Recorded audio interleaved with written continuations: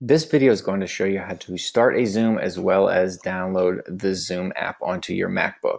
So the first thing you're going to do is you can go to zoom.us, and in the upper right hand corner you're going to sign in. The nice thing is we have it set up so that it's going to use your Google account with East Penn, so you are simply going to sign in with Google. And once you do that, it will either take you in or it's going to prompt you to either type in your Google account if you're not already logged in. So for this, the purpose of this right now, let's pretend this is the first time I'm going into Zoom. So what I'm going to do is you can start a meeting, because once you start a meeting, if you've never used it before, it's going to prompt you to download the app. I've found that's the easiest way to do that.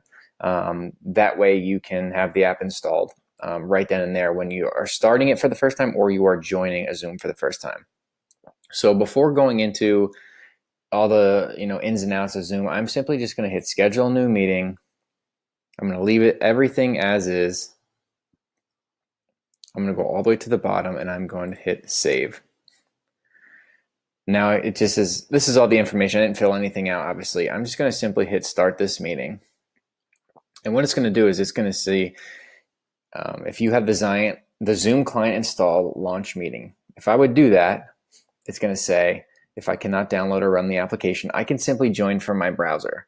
So this is displaying because I have never, in this instance, never downloaded the Zoom app before. So if I'm having trouble downloading it or it's not working, you can simply join from your browser. But what you want to do is you would hit otherwise download and run Zoom.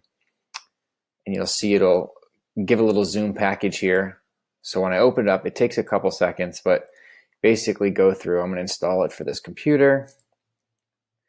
And then once it's done, then you already have that on your computer and you should have no problem joining or starting any type of Zoom moving forward. And you'll see once it's done, it was successful. I hit close. And then what I can do is you can see it's starting to try and open up.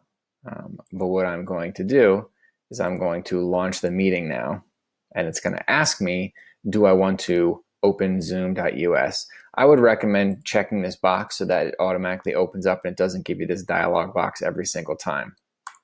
So I'm going to hit open. You can see it even says this is the first time I'm opening zoom.us. Are you sure I want to open this? Yes, I'm sure. And then what it's going to do is it's going to connect and it's going to ask me if I want to join with my computer audio. So what that I'm going to do.